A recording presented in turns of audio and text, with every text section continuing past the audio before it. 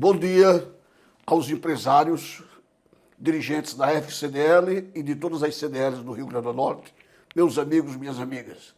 Esse é o podcast número 48 do dia 12 de janeiro do ano de 2022. As notícias de economia do dia. A inflação fecha 2021 com 10,06%, maior alta em 6 anos. Puxado pela alta dos combustíveis e energia, o índice ficou bem acima do teto da meta estipulada pelo Banco Central, que era de 5,25% em todo o ano de 2021. E é o maior desde o governo Dilma Rousseff, em 2015. A inflação fechou o ano de 2021 em 10,06%, segundo dados divulgados nesta última terça-feira pelo Instituto Brasileiro de Geografia e Estatística, IBGE. É a maior alta em 6 anos, quando chegou a 10,67% em 2015, no governo de Dilma Rousseff. O mês de dezembro, porém, foi marcado por uma desaceleração nos preços, com indicador, sobretudo, dos preços dos combustíveis, que não sofreram aumento em dezembro, e que pressionaram o IPCA para o longo do ano. Na variação mensal, a inflação subiu 0,73%, ante 0,95% em novembro. Apesar do arrefecimento no fim do ano, a inflação oficialmente do país encerrou 2021 bem acima da meta que o governo havia estabelecido para o ano de 2021, que era o centro da meta seria 3,75%, que contava com um intervalo de tolerância de 1,5% para mais ou para menos. Ela quase que dobrou para mais e ponto percentual para cima ou para baixo.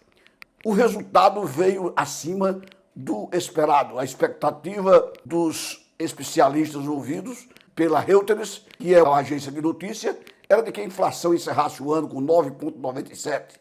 Mas mesmo assim, ela chegou aos 2 dígitos. Já o último boletim Focus, que é o boletim que congrega a opinião dos bancos e das agências reguladoras de economia, divulgado na segunda-feira pelo Banco Central e que reúne expectativa de analistas do mercado, mostrou que todo o mercado reduziu a expectativa para a inflação de 2021 de 10,01 para 9,99. Portanto, os analistas quase que acertaram, porque só ontem foi publicado essa inflação. Para 2022, a projeção da Focus é que a inflação encerra o ano com 5,03%, acima do teto da meta. Combustíveis, alimentos, energia elétrica são os principais vilões dessa economia, de uma inflação alta e que nós não tínhamos visto desde 2015, portanto, há 7 anos. O grupo Transportes subiu 21% no ano passado, seguido de habitação, 13,05%, e alimentação e bebidas, que teve um aumento de 7,94%. Juntos, os 3 grupos responderam por cerca de 79% do índice de preço ao consumidor amplo do ano de 2021. O brasileiro está cansado de inflação e que corrói não só o bolso do trabalhador, do assalariado, mas é o maior vilão de uma economia. Juros altos, inflação alta. Ou inflação alta para juros altos. A crise hídrica, que é a pior crise hídrica dos últimos 91 anos, segundo o Operador Nacional do Sistema Elétrico, também contribuiu para que precisássemos acionar as usinas termoelétricas, fazendo com que o preço da energia elétrica subisse consideravelmente nesse ano de 2021.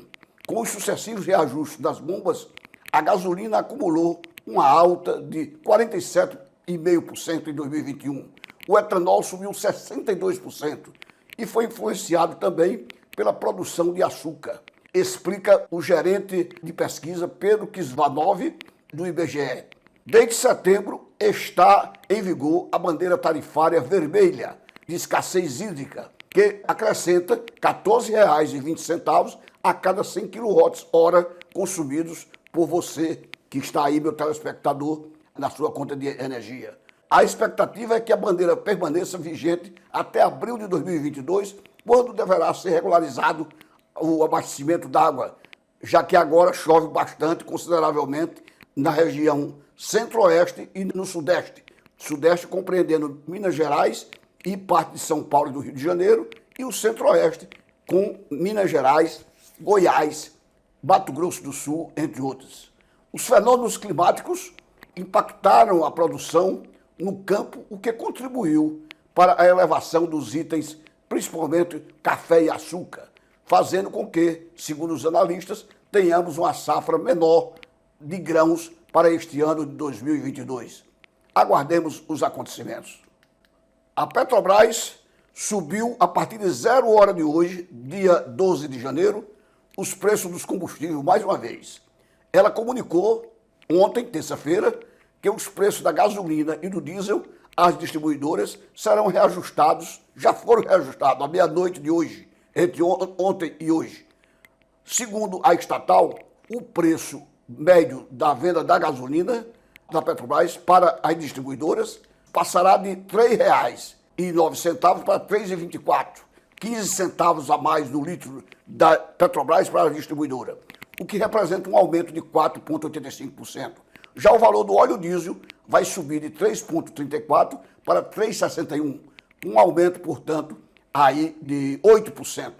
Veja a íntegra do comunicado abaixo que a Petrobras passa, comunicando que, mais uma vez, depois de 77 dias sem aumentos, a partir de hoje, dia 12 de janeiro, ela fará a conversão dos novos valores. É pagar muito por combustível para um país que tem dimensões continentais, cujo transporte de cargas é feito essencialmente por via rodoviária, já que os nossos portos estão aí sucateados, com raras exceções.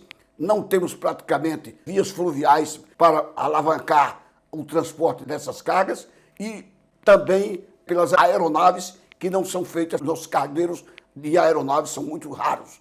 O transporte de carga no Brasil, principalmente para as regiões norte e nordeste, esse transporte é feito essencialmente por via rodoviária, encarecendo em muito o valor dos produtos.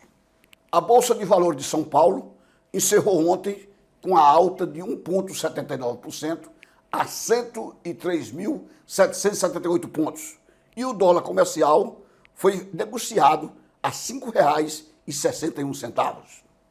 A economia anuncia 2 programas para regularizar a dívida das empresas do Simples após o veto ao refis. O governo federal vetou o refis às pequenas empresas, 2 novos programas que possibilitavam descontos e parcelamentos às dívidas de optantes do regime Simples Nacional. Entretanto, o Ministério da Economia e a Procuradoria-Geral da Fazenda Nacional fizeram o anúncio nesta terça-feira, ontem, 2 programas para regularizar dívidas do contribuinte das empresas do Simples Nacional. As medidas são uma resposta do governo federal que vetou o refis que estava no Congresso com parcelamento de débitos tributários às pequenas empresas aprovado pelo Congresso Nacional e que iria fazer com que os contribuintes pudessem refinanciar esses débitos. Publicada na edição extra do Diário Oficial da União de ontem, o Ministério da Fazenda e a Procuradoria-Geral da Fazenda Nacional, que são os 2 novos programas anunciados, Programa de Regularização do Simples e Nacional e Transação do Contencioso de Pequeno Valor do Simples Nacional, facilitando a vida daqueles menores contribuintes do Simples e dos meios, que são os pequenos investidores, os pequenos empreendedores individuais e as microempresas, a chamada ME, empresa de pequeno porte, optantes pelo Simples Nacional. Com essa providência, quis o governo federal propiciar às pequenas empresas do Simples e dos meios que fizesse com que a entrada pode ser de 1% do valor total do débito, dividido em até 8 vezes. É uma referência para aqueles que não estão em dia com a Receita Federal, que possam fazer o seu escalonamento. O restante do acordo com a Procuradoria-Geral da Fazenda Nacional é parcelado em até 137 meses, com desconto de até 100% de juros das multas e dos encargos legais. Esse desconto deve observar o limite de 70% do valor total do débito. O órgão informou que os descontos serão calculados a partir da capacidade de pagamento de cada empresa. É uma maneira de parcelar e o contribuinte ficar em dia com a Receita Federal, contanto que as parcelas não sejam inferiores a R$ 100 ou, no caso dos microempreendedores individuais, R$ 25. É uma maneira de agradar e, ao mesmo tempo, resolver, atenuar a dificuldade desses contribuintes. Bom dia, obrigado e até a próxima semana com um novo podcast.